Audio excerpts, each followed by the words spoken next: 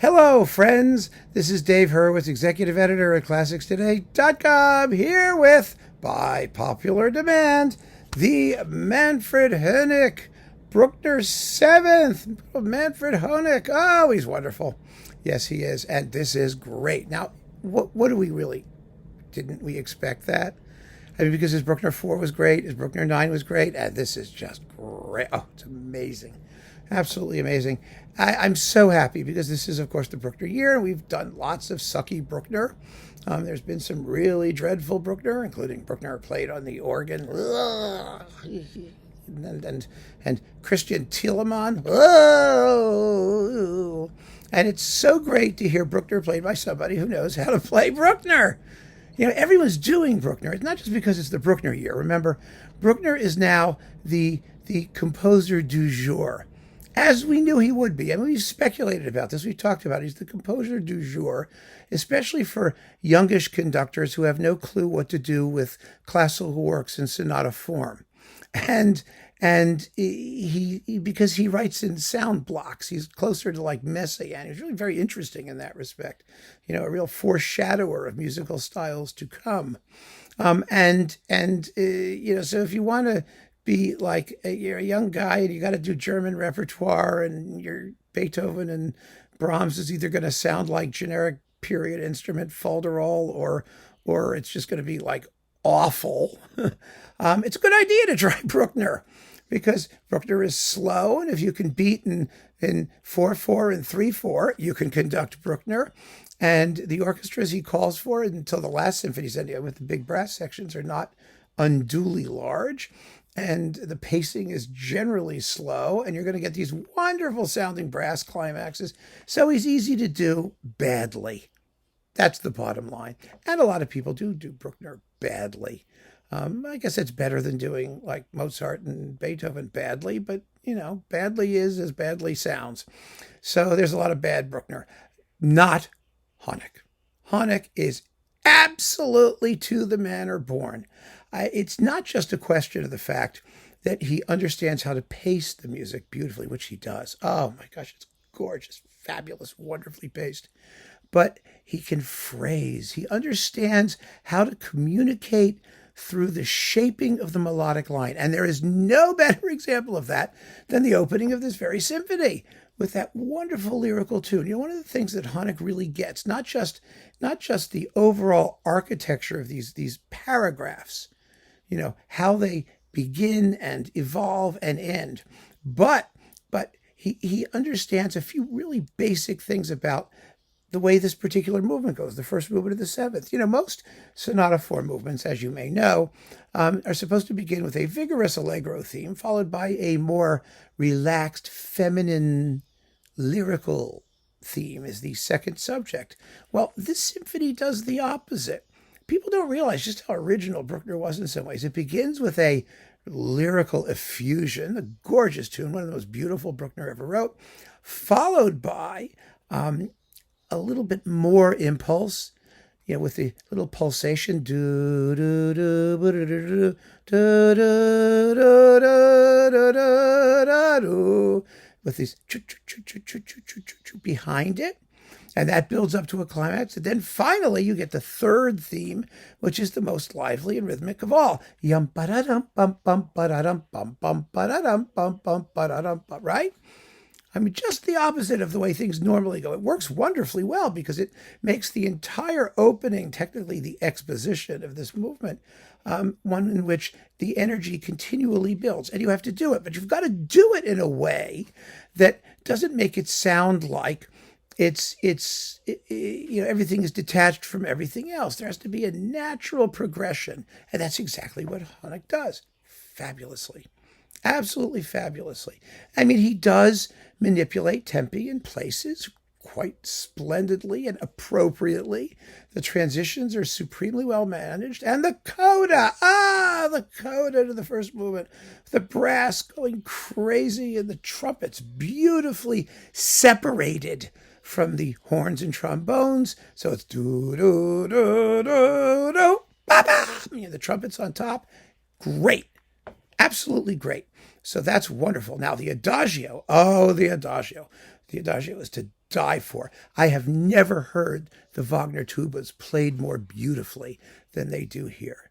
I mean, they not just the blend with the lower strings, but also their own dark presence. It's like a physical, tactile thing. Because, of course, we all know the Pittsburgh Symphony has like the greatest horn section in the world.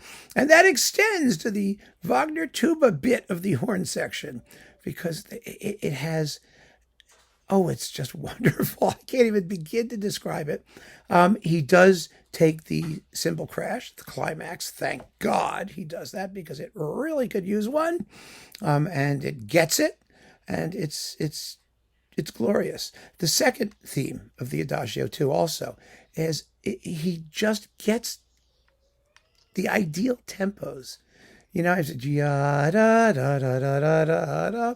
He picks up the speed just enough so that there's a nice contrast with that first thematic group. I mean, the whole thing it's 22 minutes long, and it goes by in the blink of an eye. It's all just so natural. Now, the problem with the Seventh Symphony quite often is that, it's top heavy. You have these two huge opening movements that are both rather slow, even though the first movement is like allegro moderato, or who's he kidding? It's a slow movement. Then there's another slow movement, and that's 45 minutes of slow. Then you've got two quick-ish movements that follow.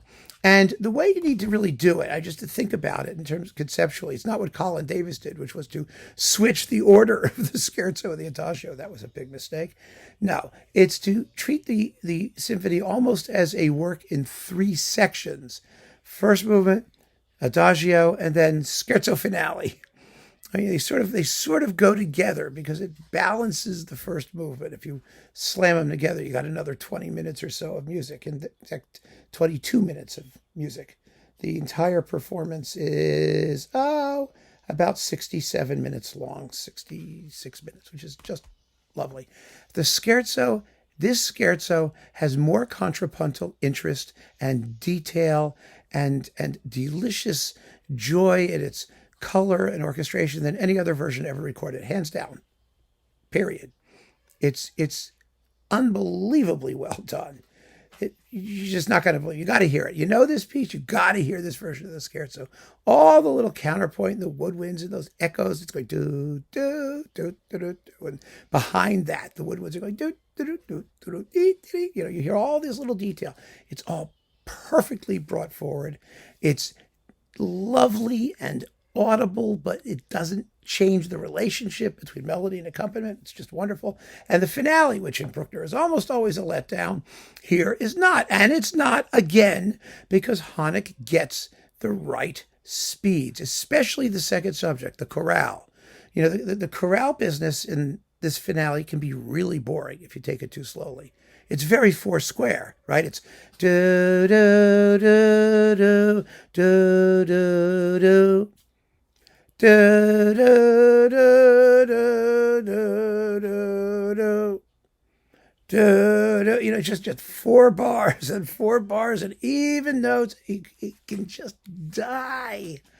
But you've got a wonderfully scherzando opening, and then again, Honeck just pushes the tempo forward just enough so that you have long paragraphs instead of 4-bar phrases separated by pauses. It's ya da da da da da da ya da da. Yeah, I wish I could play it for you without getting copyright claims, but you get the idea. You'll get it when you hear it immediately.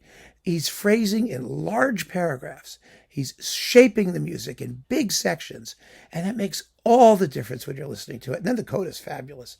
This is one of the few performances where the end of the finale is not disappointing, even though he doesn't stint on making a glorious end to the first movement. It just goes to show it can all be done when you have a really great conductor doing it. And you do. And the sound is wonderful, and the playing is extraordinary, and you just got to hear it. It's just as great as it gets. Absolutely. Now, the coupling is by a guy named Bates. It just says Bates. I mean, he must have a first name. I have to say, I've listened to the recording. I haven't taken any glance even at the notes or the booklet. You know, Honeck usually, usually adds something. Thoughts on Bruckner's Seventh Symphony. A window into Bruckner, the artist and the man. Oh, God, kill me now. Okay, so Honeck writes this whole thing about Bruckner's Seventh. I haven't read it, and that's just delightful.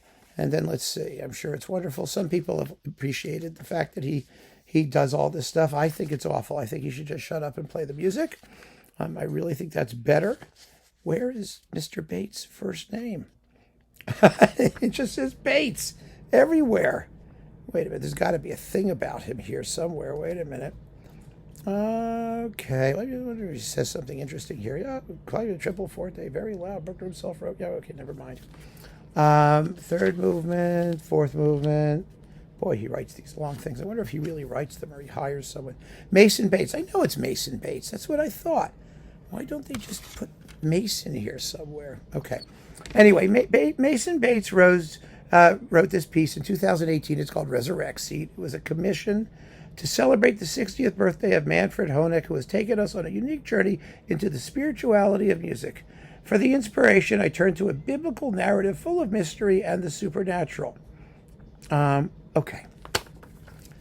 I didn't look at any of that. I just listened to it.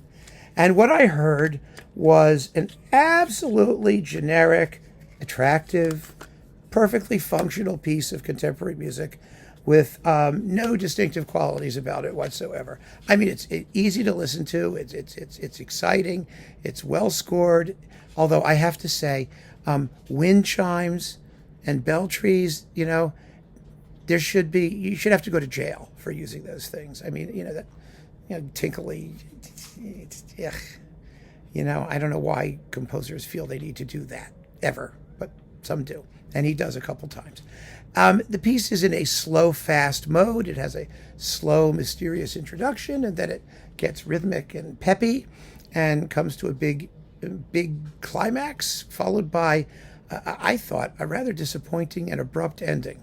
I think if Bates goes back and diddles this into something else, you got to work on that ending because it's really kind of a letdown in the way it happens. That's how I felt about it. It's wonderfully well played.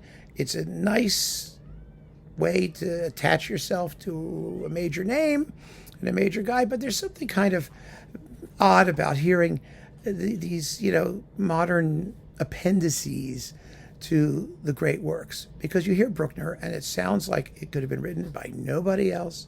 It's full of all of the uniqueness, the quirkiness, the special qualities that Resurrexit doesn't have. It's just okay. It's there.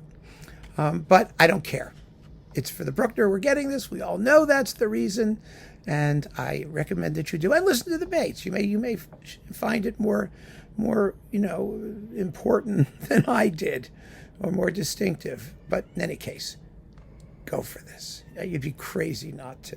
So keep on listening, friends, and thanks for joining me. Take care.